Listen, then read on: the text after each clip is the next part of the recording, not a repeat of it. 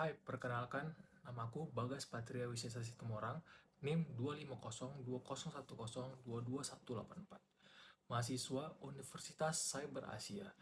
Di video kali ini, aku mau membahas sesuatu yang sekarang jadi bahan pembicaraan hampir di semua industri, yaitu Big Data dan Business Analytics. Bahasan ini aku ambil dari buku Big Data and Business Analytics yang diedit oleh Jay Leibowitz. Dari 15 bab yang ada, aku pilih 2 bab yang menurut aku saling berhubungan, yaitu chapter 1 tentang bagaimana big data mengubah cara perusahaan disusun, dan chapter 5 tentang bagaimana perusahaan benar-benar mengubah data itu jadi nilai nyata lewat high performance analytics. Yuk, langsung kita bahas. Chapter pertama yang aku bahas ditulis oleh Joseph Besser dan David Belanger. Judulnya Architecting the Enterprise via Big Data Analytics. Intinya, bab ini ngejelasin kenapa perusahaan zaman sekarang harus mikir ulang cara mereka disusun. Kenapa? Karena munculnya media sosial seperti Facebook, LinkedIn, sampai Twitter, ditambah perangkat mobile, itu menciptakan cara baru orang berkomunikasi dan berkolaborasi yang jauh lebih cepat dari sebelumnya. Para penulis menjelaskan perjalanan data itu sendiri, dari era 1950 hingga 1960-an, ketika komputer baru dipakai buat urusan transaksi bisnis yang sederhana, sampai era sekarang di mana volume data naik sekitar 1000 kali lipat setiap dekade. Dulu ukuran database besar itu cuma beberapa megabyte. Sekarang kita bicara terabyte, bahkan petabyte. Nah, kemunculan internet di pertengahan 1990-an itu jadi titik balik besar. Karena bukan cuma jumlah data yang meledak, tetapi juga kecepatan data masuk dan keberagaman jenis datanya. Salah satu poin menarik dari bab ini adalah pergeseran dari data yang rapi dan terstruktur, seperti data di dalam tabel dan kolom, menuju data semi terstruktur dan tidak terstruktur. Misalnya, teks di halaman web, gambar, video, sampai audio. Perusahaan yang tadinya cukup mengandalkan sistem database relasional biasa, sekarang harus punya cara baru untuk mengelola data model beginian. Besser dan Blanger juga menekankan bahwa perusahaan perlu berani menyusun ulang struktur organisasinya, bukan cuma menambah teknologi baru di atas struktur lama. Dan yang menarik, mereka mengingatkan pentingnya membangun talenta di bidang STEM, sains, teknologi, teknik, dan matematika. Karena kebutuhan tenaga ahli analitik data terus bertambah lebih cepat daripada supply orang yang benar-benar menguasainya.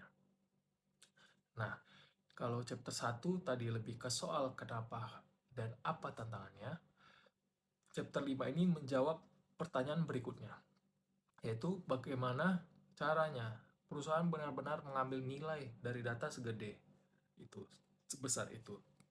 Bab ini ditulis oleh Paul Ken, Radhika Kulkarni, dan Udo Sglavo. Judulnya Finding Big Value in Big Data, Unlocking the Power of High Performance Analytics. Mereka membuka bab ini dengan cerita simulasi. Seorang wakil presiden marketing di perusahaan kartu kredit harus memutuskan bagaimana membagi ratusan juta penawaran ke jutaan pelanggan dengan berbagai batasan anggaran dan aturan. Dulu, menghitung ulang skenario seperti itu bisa makan waktu berjam-jam.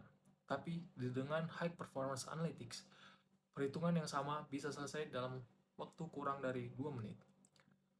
Penulis menjabarkan 3 pilar utama high performance analytics. Pertama, grid computing, yaitu membagi beban komputasi ke banyak mesin sekaligus, supaya lebih hemat biaya dan lebih tahan gangguan. Kedua, in database processing, di mana proses analytics dijalankan langsung di dalam database tempat data itu tersimpan. Jadi, tidak perlu memindahkan data ke tempat lain yang justru memakan waktu. Ketiga, in-memory analytics, yaitu memproses data langsung di memori komputer supaya hasilnya bisa didapat nyaris real time. Salah satu contoh yang mereka sebut cukup bikin kaget adalah proses analisis yang tadinya butuh 167 jam, itu bisa dipangkas jadi hanya 84 detik setelah menerapkan pendekatan in memory. Jadi kesimpulan dari bab ini adalah kecepatan itu bukan cuma soal efisiensi, tetapi juga soal mengubah perilaku pengambilan keputusan. Kalau proses analisis cepat, orang jadi lebih berani bertanya lebih banyak, mencoba lebih banyak skenario, dan akhirnya mengambil keputusan yang lebih baik. Kalau digabungkan dua bab ini sebenarnya cerita satu alur besar. Chapter 1 menjelaskan kenapa dunia bisnis dipaksa berubah karena ledakan data yang makin besar, makin cepat, dan makin beragam bentuknya. Sementara chapter 5 menunjukkan jawabannya, yaitu teknologi high performance analytics yang membuat perusahaan bisa benar-benar mengolah data sebesar itu jadi keputusan bisnis yang cepat dan akurat. Jadi, satu bab bicara soal tantangan, dan satu bab lagi bicara soal solusinya. Dari dua chapter ini, aku pribadi jadi lebih paham bahwa big data itu bukan cuma soal ukuran data yang besar, tapi soal bagaimana perusahaan siap secara struktur, teknologi, dan sumber daya manusia untuk mengubah data itu jadi nilai yang benar-benar terasa buat bisnis. Semoga video ini bermanfaat bagi yang lagi belajar soal big data dan bisnis analytics.